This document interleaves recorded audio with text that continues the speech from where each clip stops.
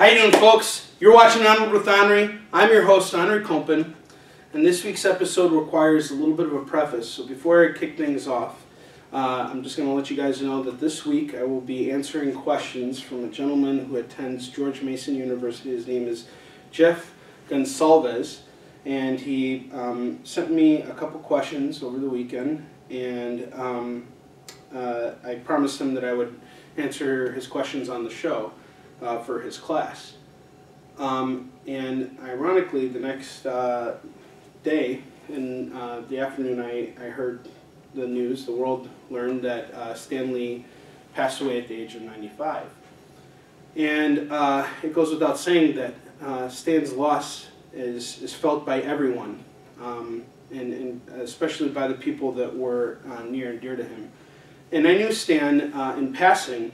I met him a number of times, but I was never someone he collaborated with or someone who really hung out with him. And nonetheless, I find it very sad that he's no longer here, as many of us do. And now that he's passed on, and I see how fondly he's remembered by people from all across the spectrum, it really has given me it's really forced me to kind of look back and think about where I'm headed and think about where this entire industry is headed. Now, here's the thing that I find funny. Some people think that, you know, the comic book industry is going down because Stan was the P.T. Barnum of comics. He was always, you know, the guy pushing things, and, you know, now that he's not here, who's going to be doing that? Well, there's many creators out there who are doing the same thing, myself included, who are out there pushing our comics. So the best way to pay tribute to Stan is to go out there and read comics.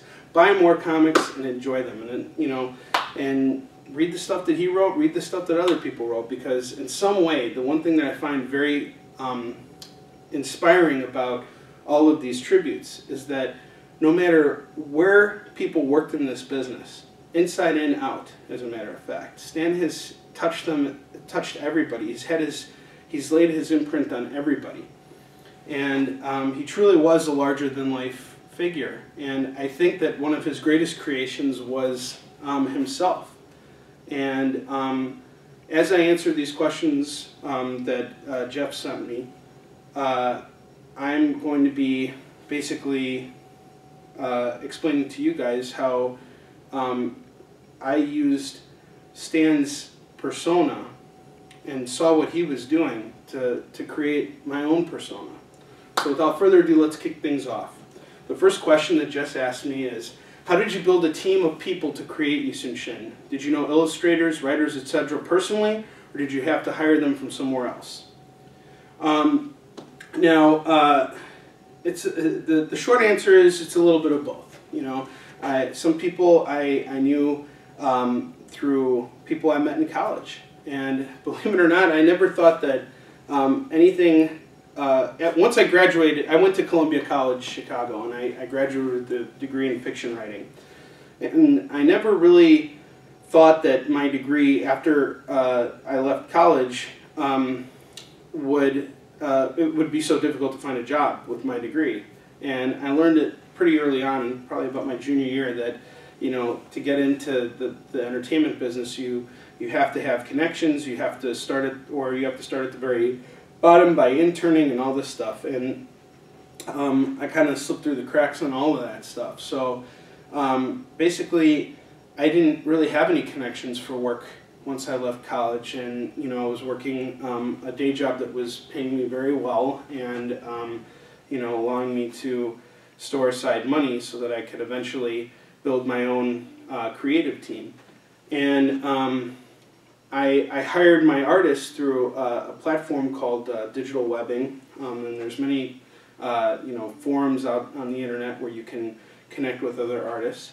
And when I discovered Giovanni Timpano in the summer of 2008, it was you know, it was a chance encounter. You know, I was going through many different portfolios, because prior to even deciding that I wanted to make a comic book about Yu Shin, what I did was I spent 2 years reading all kinds of different comics, stuff that inspired me in particular, and stuff that gave me a direct vision for where I wanted to go with my own story.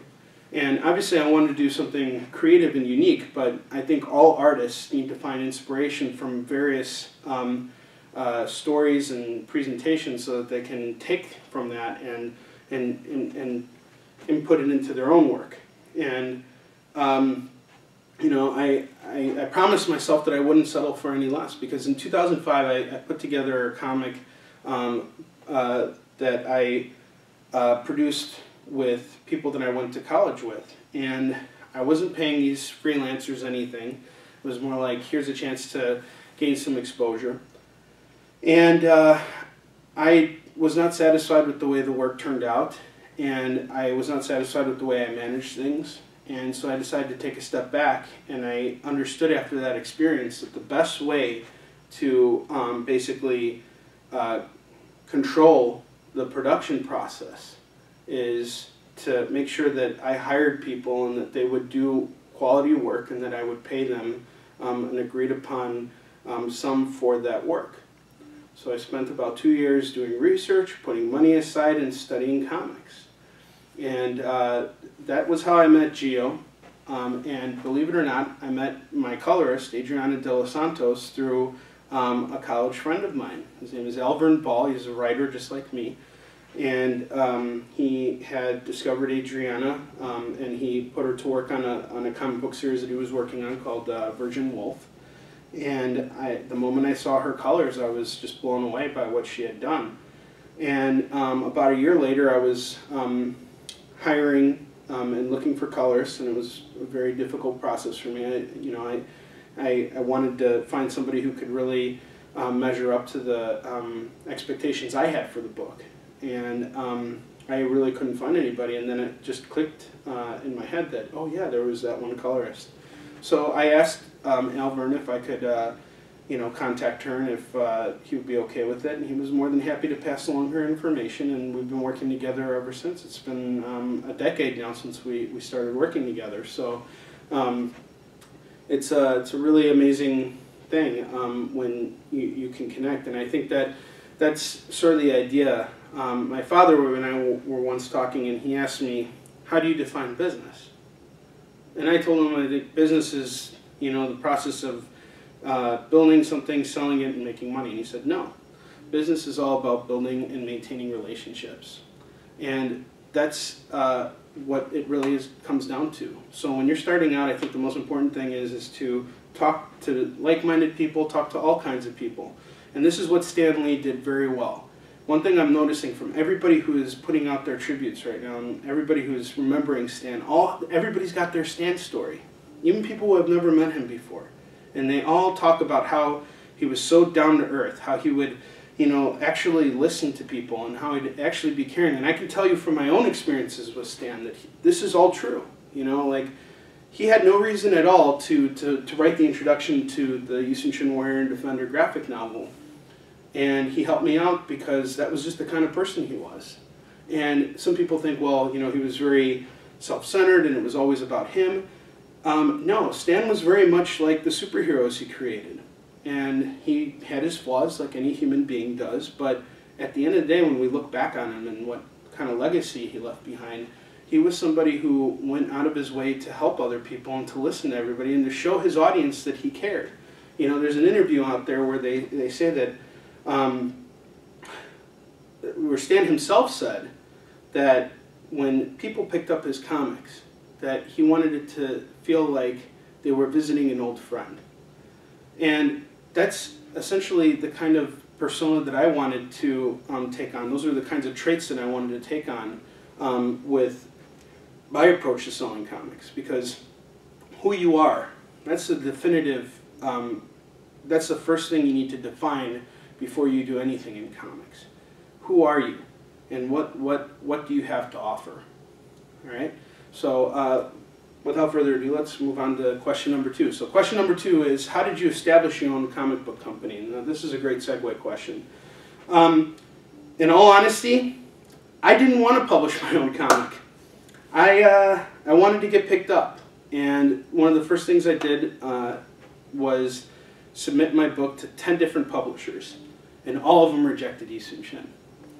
And I think looking back on it, I can understand why, particularly in that time. In 2008, we went into a recession, and a lot of people lost their jobs, and there was a financial crisis, and a lot of these. It was a dark time for our country, and it was around this time that I decided to spend everything that I had saved up for the last 2 years and risk it all on making a comic book series that I had invested all of my life into. And it was a scary thing. And I did it because I felt that publishers would be more approachable if they saw that I had a finished issue out there. And when I saw that everybody who I'd shown my work to and told them about this book, Yi-Sun Shin, they were all excited about it. But when I sent it over to publishers, I didn't get much feedback from them. And of course, this bummed me out, and I didn't know what I was doing wrong until finally Dan Votto with Slave Labor Graphics, he gave me some feedback, and he said, your story is really boring. It's wonderfully illustrated, but you don't have any characters in there. This just looks like boring history, and this is your problem. And when he first gave me this feedback, I was so happy because someone had finally told me something. I needed to hear what I was doing wrong, before I could figure out how to do it right. And I thanked Dan in email, and then eventually I saw him at San Diego Comic-Con in 2015, and I thanked him in person. He was kind of taken off guard because he had no idea who the hell I was. And here I am walking up to him and thanking him for telling me that my work wasn't good enough.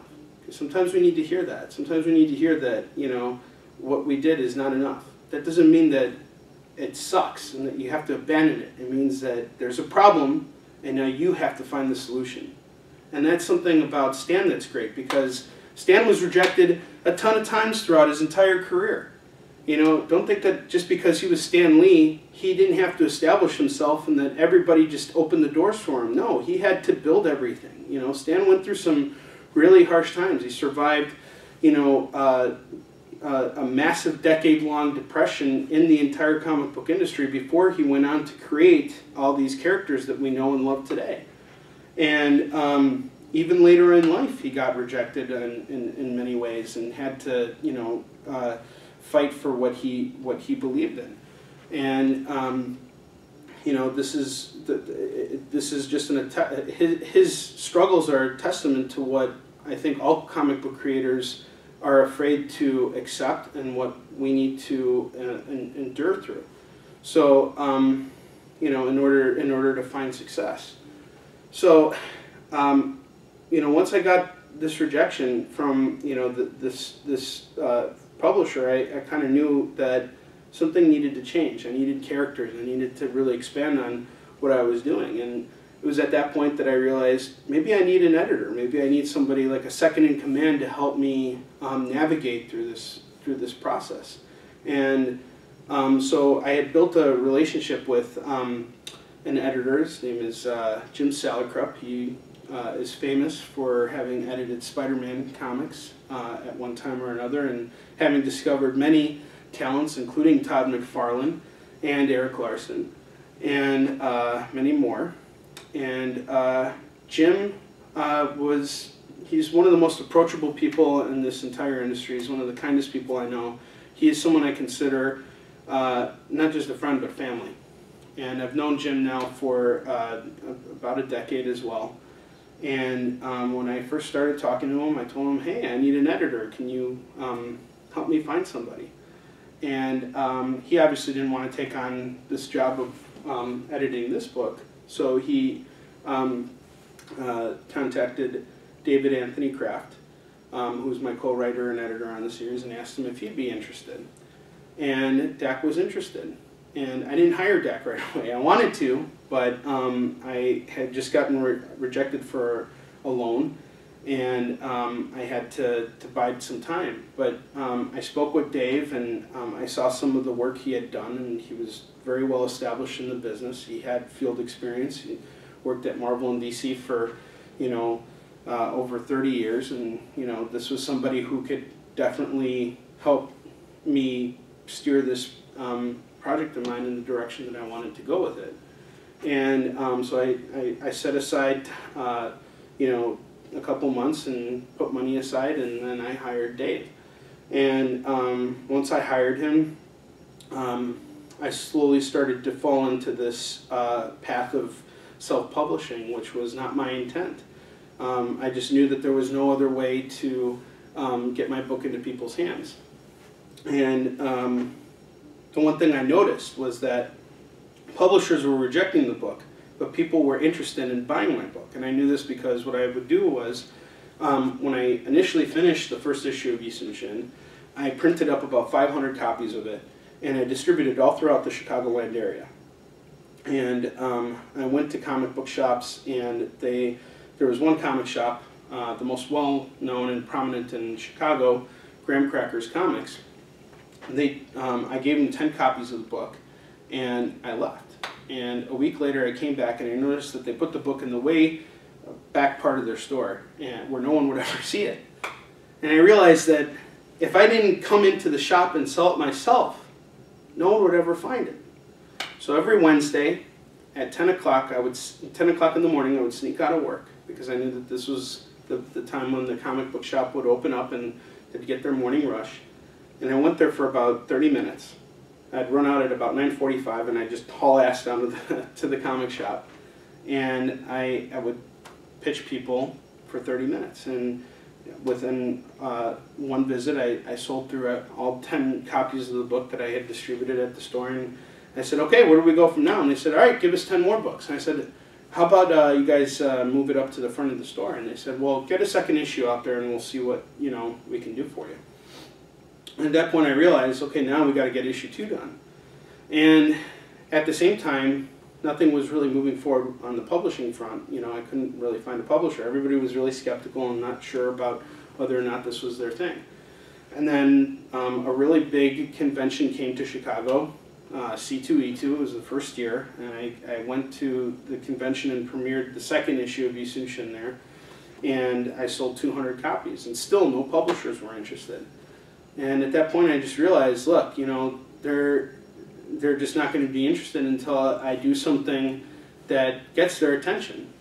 And so I started doing more store signings, I started going to conventions, and I noticed that I was feeling my most natural while I was on the convention floor. I was finally doing in my lifetime what I feel I need to be doing. And I look back on the last 8 years as I've been going to all these conventions and selling out. We're now past 90,000 sales. Next year we're going to hit 100,000 sales. And as I look back on it, I'm so pleased with how far we've come. And I say we because this is not just me. This was me and my entire team. Everybody worked hard. I mean, everybody on my team, we've pretty much been working together now for a decade.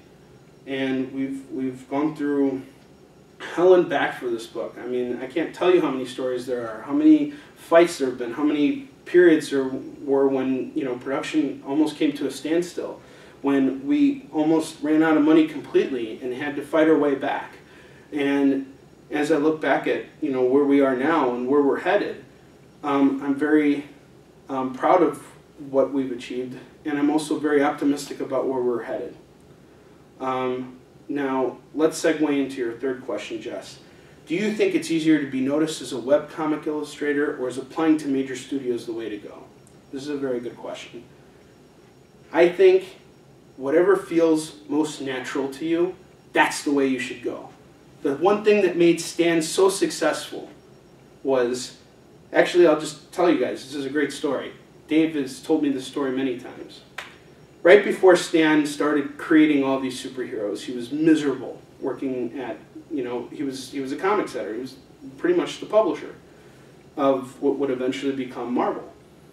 And he hated everything he was doing. The comics he was creating were very generic. And so one night he was having a conversation with his wife, and his wife told him, do what you want to do. And so he took a risk, a shot in the dark. And all of a sudden, he created the Fantastic Four, the world's greatest comics magazine. Then he went on to create the Hulk, Thor, Spider-Man, Iron Man, all these characters, and everything just came out. Why? Because that's what Stan wanted to do. He finally was doing what he wanted to do. And honestly, I had no choice but to do what I wanted to do. I was thrown into it. And I fell in love with it. I love going to conventions. I love interacting with all of my fans. It means so much to me. But you know what? It's not for everybody. Some people, like my friend Kitsune Windsor, who's putting out a book. He was born with muscular dystrophy. He is paralyzed from basically the neck down. He can't do conventions like I can, but he still creates comics. And he's found his platform, and he's looking for a way to get himself out there. And when there's a will, there's a way.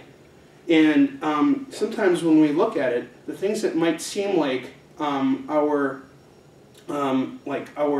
downfalls may actually be our greatest strengths, And it's really up to you to step outside of your comfort zone and to really just ask yourself from time to time, what is it that I want to do? Who is it that I want to be? And go out there and do it and achieve something. And you know what? I look at what I've achieved this year. Yisun Shin sold the highest concentrated amount of comics at a convention ever. I don't know anybody who has ever sold as many comics as we have. Maybe there are people who have done it. I don't know. But I just know that we sold over 1,600 comics at this show at New York Comic Con this year. And in light of Stan's passing, and in honor of him, next year at Emerald City Comic Con, our first convention, I'm going to hit the ground running, and I'm going to sell 1,500 comics at that show. I designed the 1,500 comic book battle to be exclusively for New York Comic Con, but now I'm going to take it outside of that, and I'm going to push myself even further. Usually the most amount of books I can sell at a convention is somewhere between 1,200 and 1,300 books. Next year I'm going to push myself even harder and try and shoot for 1,500. And you know what? If I don't make it, I don't make it. But you know what? I'll never know if I don't try. Another great Stan quote Dak told me was that he used to walk around the office and he would tell people, you don't get bigger by thinking smaller. And I think that's really wonderful. And Stan has been a tremendous inspiration to me, and he will live on through everybody's efforts in the comic book industry, and we will all prevail, because I think that's the whole point of what he established. He established a platform that people can jump into and readily enjoy, and it's up to us now to carry on that legacy. All right, guys, I'll see you next week with a brand new episode. Until then, onward to victory.